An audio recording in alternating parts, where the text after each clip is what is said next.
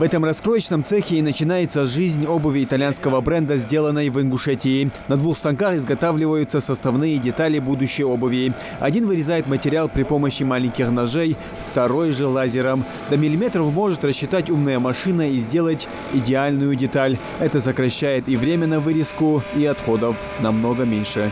Сейчас он вырезает язычок. Любая кожа, натуральная кожа, искусственная кожа, все подряд. И подклад там, который внутри используют, все полностью вырезает. Швейные машины шумят, работники цеха стучат молотком, пока клей между 2 деталями не засохнет. Все, как и полагается, на большом производстве. Хади Аушева работает на фабрике со дня ее запуска. Она была в числе первых 8, кто решил делать ингушскую обувь. Начинала швеей, теперь же специалист по пошиву. Пришла на работу по объявлению. Пригласили на работу. Вот, знакомые сказали, что есть такое объявление, что принимают на работу.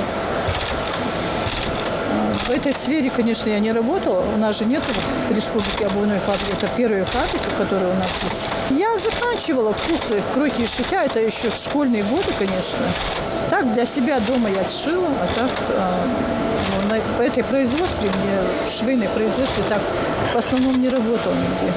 Конечно, нравится своя работа. Нравится, конечно. Условия у нас хорошие.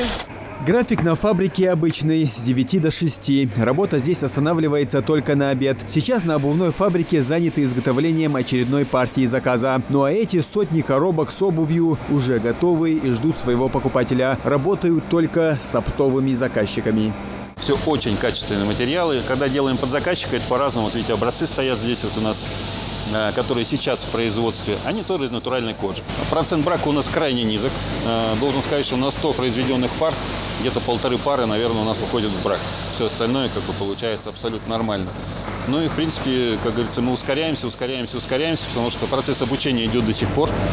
До конца все работники не обучены, чтобы быть мастерами именно. Вот мы обучаем и работаем одновременно. Мы сделаем выставку продажи здесь у нас на фабрике. Приходите, все покажем, посмотрите. Если что-то подойдет, конечно, мы вам продадим. По цене как? Для своих будем стараться делать меньше. Сейчас на фабрике трудятся более 80 человек, ну а мощность позволяет трудоустроить до 180 рабочих. Если фабрика заработает в полном объеме, здесь можно будет производить до 6000 пар обуви в день. Заказы, которые на данный момент есть, у нас заказы есть, вот эти заказы мы делаем на сегодняшний день. Это порядка 700-800 пар. Много заказов? Заказов очень много. Все сотрудники оформлены согласно Трудовому кодексу. Им предоставляется бесплатный обед, в который входит и первое, и второе. Есть раздельные для мужчин и женщин молельные комнаты. Гарантирован полный соцпакет. А заработная плата от 20 000 рублей. На работу меня направили с места учебы сюда. И с девочками тоже. Некоторые девочки со мной тоже работают. Сейчас еще обучаюсь в дальнейшем, чтобы немножко поопытнее быть. А так и к работе поступила. Иногда шью, иногда клею. Нравится? Да, что в принципе, нравится? да. И шить, и клеить, и разные нравятся. Процессы, которые здесь проходят, все нравятся. Нам нужны наши специалисты, именно специалисты местные. А чтобы перекидывать из других регионов, это простые рабочие, которые на швейных машинках сидят. Это очень накладно и очень дорого. Поэтому мы пытаемся все возможное делаем, чтобы их обучить и привлечь процентного выражения, около процентов 70-80 специалистов, которые чтобы местные были. Вот этот процесс очень долгий и трудоемкий.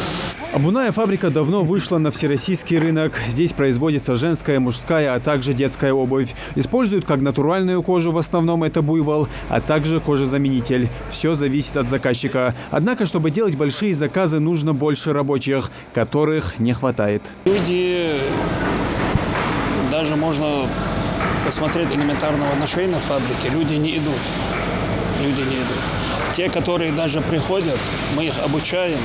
Буквально элементарно вот на этой фабрике, обувной фабрике, сколько людей прошло? 250 человек мы обучили, прошли. Люди уходят. Вот в чем проблема. У инвесторов фирмы есть договоренности с известными мировыми брендами. Также в планах производства чулочно-носочных и картонажных изделий. Это позволит создать до 500 рабочих мест. Муслим Ганиев, Асхаб Белокиев. Новости 24.